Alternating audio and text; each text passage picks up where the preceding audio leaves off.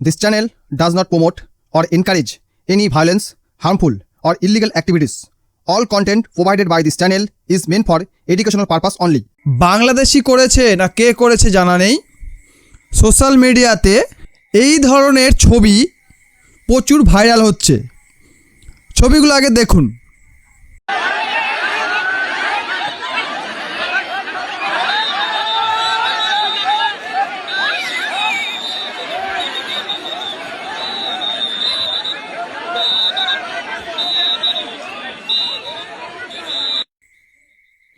এই ছবিটা যে পোস্ট করেছে তার নাম কি, রিয়াজুল ইসলাম, ঠিক আছে। এই ধরনের ছবি সোশ্যাল মিডিয়া খুব ভাইরাল হচ্ছে। কিছু anti BJP creator, content creator, বিশেষ করে ফেসবুকে দেখছে এগুলো, তারা এই ধরনের ভিডিও বানিয়েছে। ও ডিয়ার প্রধানমন্ত্রী, আপনি আমাদের দেশটাকে এতটাই উন্নত করেছেন যে যেখানে যাই নিজের বুকটা একদম গর্বে ভরে ওঠে যে প্রত্যেক জন্মে এরকম যারা প্রধানমন্ত্রী আমাদের ইন্ডিয়া যেন দেয়। আমাদের প্রধানমন্ত্রী দেশটাকে এতটাই উন্নত করছেন যে অরুণাচলটা সম্পূর্ণ চীনেরা দখল করে নিচ্ছে এবং আমাদের সৈন্যদেরকে কান ধরে উদ্বাস করাচ্ছেন। এত গর্বের ভরা দৃশ্য আমি কোথায় রাখি ডিয়ার প্রধানমন্ত্রী? সত্যি আপনি মহান, আপনি গ্রেট, আপনি তো মহাত্মা গান্ধীকে হারিয়ে দিবেন, আপনি এতটাই গ্রেট ডিয়ার প্রধানমন্ত্রী। শুনলেন এই কন্টেন্ট ক্রিয়েটার কি বলছে, প্রধানমন্ত্রীকে উদ্দেশ্য করে ক্রিটিসাইজ করার চেষ্টা করছে। এবারে আমার এই ভিডিও বানানোর উদ্দেশ্য কি? আমার এই ভিডিও বানানোর উদ্দেশ্য হলো এই ধরনের ছবি শেয়ার করার আগে ছবির সত্যতা যাচাই করে শেয়ার করা উচিত। এই যে ছবিটা আমি আপনাকে দেখিয়েছি, প্রথমে এই ছবিটা দেখিয়েছি ভিডিওটা, ওটা দেখে বোঝা যাচ্ছে এআই জেনারেটেড ফেক ছবি। এই ধরনের কোনো ঘটনা ঘটেনি। অরুণাচল নিয়ে একটা নিউজ আসছে, ওখানকার কোন লোকাল এক্স এমএলএ সেন্ট্রাল গভর্নমেন্টকে রিকোয়েস্ট করেছে, ওখানকার নাকি চীনা সৈন্যরা ঢুকে গিয়ে বেস ক্যাম্প বানিয়েছে। এটা নিয়ে সরকার কোনো ক্ল্যারিফিকেশন দেয়নি, কিছু বলেনি, এরকম কোনো ভিডিও আমি পাইনি। তাই সেটাও আমি সত্য বলে দাবি করছি না, কেননা এই ভিডিওগুলো সোশ্যাল মিডিয়ায় ঘুরে বেড়াচ্ছে, যার সত্যতা যাচাই করার মতো প্রযুক্তি বা সোর্স কোনোটাই আমার নেই, বা আমার কেন, আমার মতো ছোট ছোট কন্টেন্ট ক্রিয়েটারদের নেই।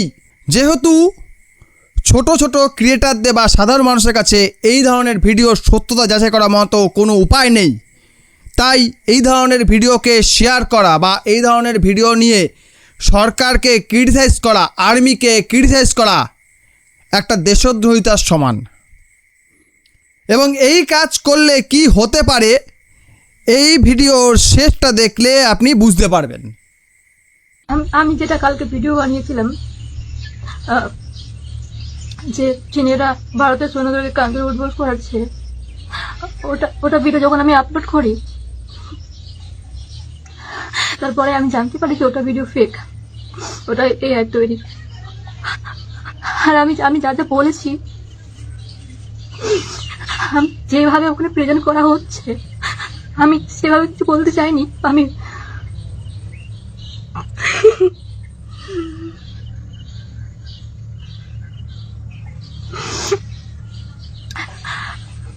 আমি বলতে চেয়েছি অন্যরকম, কিন্তু ওটা ভিডিওতে আমাকে যেভাবে উপস্থাপনা করা হচ্ছে,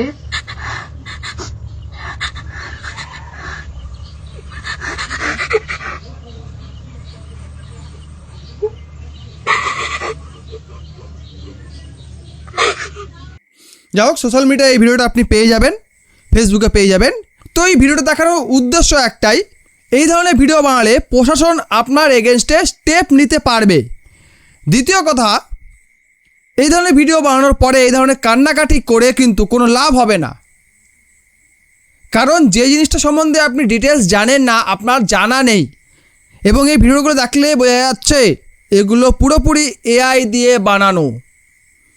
এআই দিয়ে বানানো ভিডিও আর রিয়েল ভিডিওর মধ্যে সূক্ষ্ম তফাৎ থাকে, সূক্ষ্ম না প্রায় ভালোই তফাৎ থাকে, যেটা একটু ভালো করে দেখলেই বোঝা যায়, ভালো করে দেখলে বোঝা যায়। কিন্তু বহু মানুষ কি করে, কিছু না জেনে, কিছু না বুঝেই আবেগে ভেসে বা কারোর ইনফ্লুয়েন্সে এসে সেটা নিয়ে কথা বলা শুরু করে এবং বেশি পপুলারিটি পাওয়ার জন্য, ট্রেন্ডের সঙ্গে হাঁটার জন্য, ট্রেন্ডের মাধ্যমে নিজেকে ভাইরাল করার জন্য এই ধরনের ভিডিওর ওপর টিপ্পনি করা শুরু করে,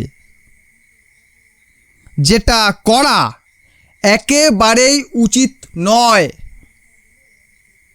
আমার মনে হয় অ্যাজ এ কন্টেন্ট ক্রিয়েটার এই ধরনের জিনিস শেয়ার করার আগে সেটা সম্বন্ধে ডিটেলস জানা উচিত। ইউটিউব বলুন, ফেসবুক বলুন, এনি সোশ্যাল মিডিয়াতে যে কোনো ভিডিও বানানোর আগে সেই টপিক সম্বন্ধে ডিটেলস জেনেই ভিডিও বানানো উচিত। যতটা সম্ভব কারেক্ট ইনফরমেশন দিতে হবে। যদি না জানা থাকে সেই নিয়ে কথা না বলাই বেটার। এই বিষয়ে আপনার মতামত জানাবেন।